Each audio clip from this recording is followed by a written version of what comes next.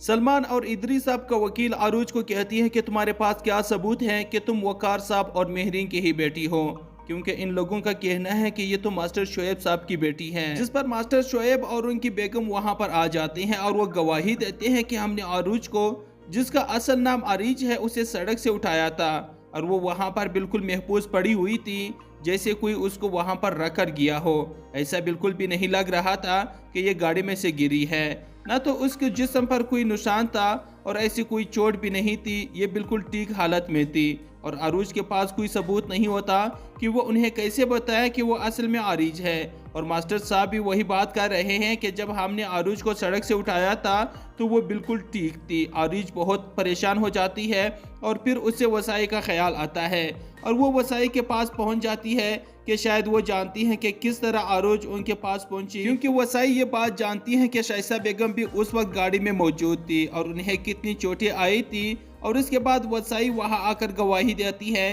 कि शाइसा बेगम भी उस वक्त मेहरीन के साथ थी और इन्हें भी कोई चोटें नहीं आई थी, ये बिल्कुल महफूज थी। उस एक्सीडेंट में सिर्फ वकार साहब और मेहरीन का नुकसान हुआ था। और अब बारी आती है शाइसा बेगम की और अब देखते हैं कि वो किस तरह ये वजाहत देती है कि अरूज जब उनकी गोद में थी तो इतने बड़े एक्सीडेंट के बाद वो सड़क पर कैसे पहुंची और शाइसा बेगम अपनी सफाई कैसे बयान करती है। ये सब आने वाले एपिसोड में आप नाजरीन देखेंगे।